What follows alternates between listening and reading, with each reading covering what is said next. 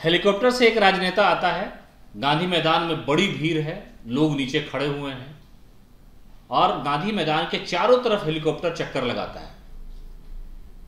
गर्दो गुबार मिट्टी उड़ते हैं, लेकिन लोग अपने नेता के भरोसे उस मिट्टी में भी खड़े हैं। आने के बाद ये नारा दिया जाता है कि कौन आया देखो कौन आया। आवाज आती है कि सन ऑफ मल्लाह आया।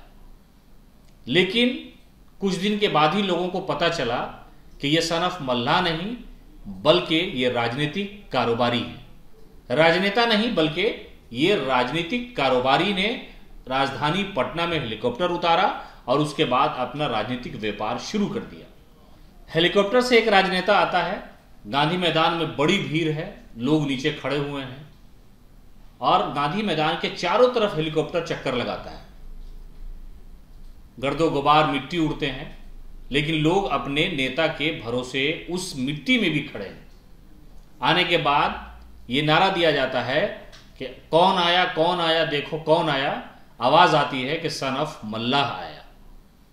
लेकिन कुछ दिन के बाद ही लोगों को पता चला कि यह सन ऑफ मल्लाह नहीं बल्कि ये राजनीतिक कारोबारी है। राजनेता नहीं बल्कि ये राजनीतिक कारोबारी ने राजधानी पटना में हेलीकॉप्टर उतारा और उसके बाद अपना राजनीतिक व्यापार शुरू कर दिया।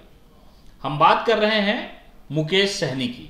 मुकेश सहनी से आप सब लोग अच्छे से वाकिफ हैं। मुकेश सहनी मल्लाह समाज के नेता कहे जाते हैं और उनके नाम के आगे लिखा होता है सन ऑफ मल्लाह, यानी मल्लाह समाज का बेटा है। मल्लाह के सामने जो भी परेशानियां हैं, जो भी उनकी डिमांड है, राजनीतिक तौर पर जो लोग उन्हें अलग थलग करते नजर आते हैं, उनके अधिकार को संरक्षित करने के लिए सन ऑफ मल्लाह मैदान में आ गया है। मुकेश सहनी का प्रोग्राम आपने देखा होगा। उनके आवाज पे जब प्रोग्राम होता था या कहीं और, तो कई कुंटल मछलियां आती थी, चावल बनता था, मांस भात का प्रोग्राम चलता था और बिहार के ज्यादातर मल्लाह समाज के लोग मुकेश सहनी को अपना नेता मानने लगे थे। लेकिन इन्होंने राजनीति में ऐसी सेटिंग गेटिंग की कि इनको राजनेता कम व्यापारी ज्यादा समझना आसान होगा, इसलिए कि ये राजनीतिक व्यापारी है। व्यापार करने के लिए राजनीति में आए, लोगों को कैसे इस्तेमाल किया, अपने समाज को कैसे इन्होंने इस्तेमाल किया। फिर नीतीश कुमार के करीब गए, फिर नरेंद्र मोदी अमित शाह के करीब नजर आने लगे। गेठरी मिला और गेठरी में क्या क्या तय था, कितना बोलना था, क्या क्या बोलना था, ये सब कुछ तय था। राजनीति में कहा जाता है कि जो राजनेता आता है वो समाज सेवा के लिए आता है, लेकिन कोई अगर धन जमा करने के लिए आए, अपना व्यापार अपना कारोबार करने के लिए आए, तो ऐसे लोगों का जो सियासी वजूद है वो ज्यादा दिनों तक बाकी नहीं रहता है। सन ऑफ मल्लाह को आपने देखा होगा कि वो नीतीश कैबिनेट में मंत्री रहे, उनके पास 3 विधायक था, सब के सब छोड़ करके चले गए। सबको पता चल गया। 2015 में मुख्यमंत्री नीतीश कुमार के साथ थे, फिर एनडीए के साथ चले गए, खुद लोकसभा का चुनाव भी लड़ा, चुनाव हार गए। लेकिन 2020 में आप देखिए कि जब होटल मौर्या में प्रेस कॉन्फ्रेंस चल रही थी, वहां पर तेजस्वी यादव के बगल में मुकेश सहनी बैठे हुए थे। लेकिन अचानक शुरू में ही ऐसा हंगामा हुआ कि वो वहां से उठ गए और उठने के बाद तेजस्वी यादव पर मीडिया के सामने हमला करते हुए उस प्रेस कॉन्फ्रेंस से निकल गए। निकलने के बाद ऑफर मिल गया भारतीय जनता पार्टी की तरफ से, अमित शाह से मुलाकात होती है और मुलाकात के बाद यह तय कर दिया जाता है कि आखिरकार मुकेश सहनी अब जाएंगे कहां। तो यह तय हो गया कि भारतीय जनता पार्टी के साथ मुकेश सहनी चुनाव लड़ेंगे।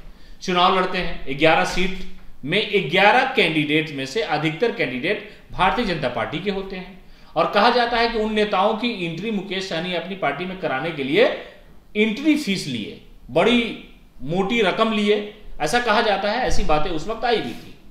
उसके बाद वो तीनों चुनाव जीत करके आ जाते हैं और मुकेश सहनी को भारतीय जनता पार्टी ने बहुत कम मुद्दत के लिए, कम समय के लिए रिचार्ज किया, यानी छोटा रिचार्ज उनको किया, लाइफ टाइम का रिचार्ज उनके लिए नहीं किया गया। मुकेश सहनी को सुशील कुमार मोदी जब राज्यसभा चले गए तो उनकी जगह पर विधान परिषद भेज दिया गया। नीतीश कैबिनेट में मंत्री बन गए। मंत्री बनने के बाद बड़ा रोआब रहा, गाड़ियों का काफिला निकलता था सन ऑफ मल्लाह का, बड़ी संख्या में लोग उनके पीछे जुटते थे, कहीं भी मछली का भोज हो जाता था मुकेश सहनी की तरफ से। उसके बाद एक वक्त ऐसा आया कि इनको एनडीए से अलग होना पड़ा। कैबिनेट की जो मुद्दत है वो खत्म हो गई। पार्टी के जो 3 विधायक थे, पार्टी के तो नहीं थे, वो तो भारतीय जनता पार्टी के कैंडिडेट थे, वो तीनों के तीनों भाग गए और हुआ ऐसा ही कि मुकेश सहनी ने जो एक दरख्त लगाया था सियासी कारोबार का, वो पतझड़ जैसा हो गया, उसकी टहनी सूख गई, उस पे से फल गिर गए, पत्ते टूट गए। और मुकेश सहनी की स्थिति अभी ऐसी हो गई है कि आपको अंदाजा भी नहीं होगा कि मुकेश सहनी अब कर क्या रहे हैं, करते क्या हैं। तो कहा जा रहा है कि मौसम के अनुसार ये आने वाले राजनेता हैं और ये व्यापारिक राजनेता है, यानी जो व्यापार करने वाले कारोबारी राजनेता होते हैं उस तरह के ये मुकेश सहनी है। सन ऑफ मल्लाह अपने आप को कहते थे। अभी स्थिति ऐसी है कि सारे मल्लाह समाज को इन लोगों ने एक जगह तो इकट्ठा कर लिया राजनीतिक हिस्सेदारी के लिए, लेकिन अब स्थिति ऐसी हो गई है कि इनका आता पता नहीं है, कहां जाएंगे, कभी इधर देखते हैं, कभी उधर देखते हैं, कुछ पता नहीं है। बीजेपी के साथ रहेंगे, महागठबंधन के साथ जाएंगे, तो कुल मिलाकर के ये कहा जा सकता है कि इनका आता पता नहीं है। इधर भी झांक लेते हैं, उधर भी झांक लेते हैं, यानी लालू यादव की तरफ भी झांकते हैं, नीतीश कुमार की तरफ भी झांकते हैं, बीजेपी की तरफ भी झांक जाते हैं, और बड़ी गेठरी लेकर के जो पिछले चुनाव में वो एनडीए के साथ रहे उधर भी झांक लेते हैं। तो कुल मिलाकर के मुकेश सहनी की अभी जो स्थिति है वो बिल्कुल भी दयनीय है। राजनीतिक तौर पर उनका कोई अता पता नहीं है, और ऐसे लोगों के बारे में लोग यही कहते हैं कि ये राजनीतिक कारोबारी हैं। फिलहाल इस खबर में इतना ही। लगातार अपडेट के लिए आप हमारे साथ बने रहें। इस तरह की राजनीतिक जो चर्चाएं हैं, जो चीजें हैं, वो हम आपके सामने लाएंगे। फिलहाल इजाजत दीजिए, नमस्कार।